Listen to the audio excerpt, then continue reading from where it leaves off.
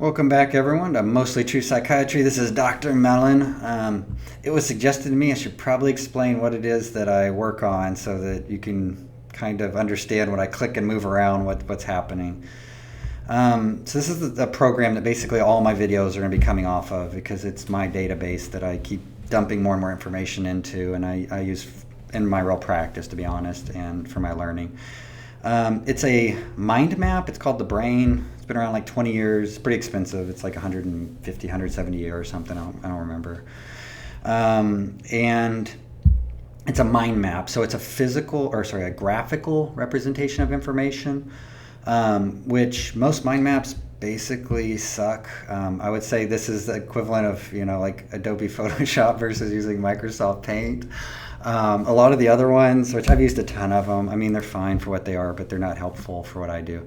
So it'd be doing something like this and going, ooh, pretty, look, I attach things together. Or, ooh, doesn't that look complicated? Yeah, I'm going to learn from that.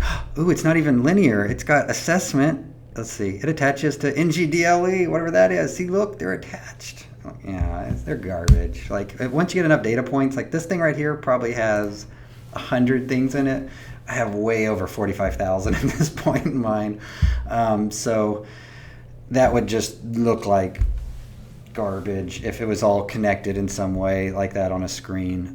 What the Brain lets me do, basically, you set it up kind of how you want it. I made it to where, well, this is always there. You have a central thought, that's like your active thought. That's usually what I'm going to be talking about whenever I'm teaching. It'll have a parent thought, there's children's below it, and then there's like siblings. So you kind of think of this as like a file structure where things are inside of each other.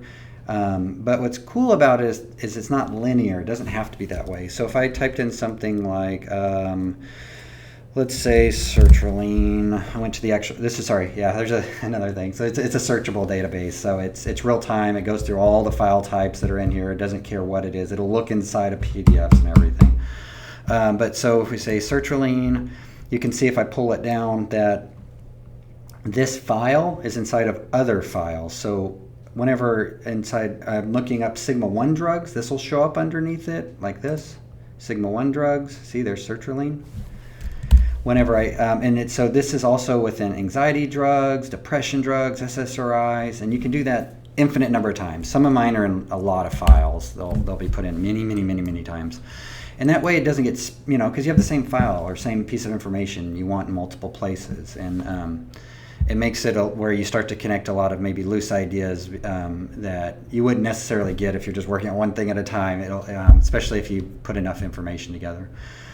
The active thought, this thing in the middle that I'm usually talking about, like right now, diagnosis of MDD, whenever I click on another idea, it's going to pull it over to being in the middle of the screen. Because when I click on it, it becomes the active thought. And these are connected, right? So when I pull this over, click, it's still connected to the side because it's still that lateral connection.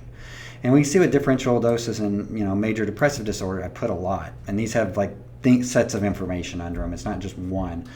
And that's cool. I mean, it gives you a really fast way to look stuff up. So you can be like, how can they be confused with each other? Should we consider this? What clinical features are predictive of it? Here's the diagnoses immediately in the other two. It just, you see how easy that is? It just clicks and flows. So pretty much all my videos, everything I do is going to be going through here because I practice this way in real medicine, actually. I talk with patients, I'll show them stuff, and it makes you sound super smart. So I go, fluoxetine, like, okay, let's tell you a little bit about your Prozac. So, this drug came out in 1986. It was the first SSRI.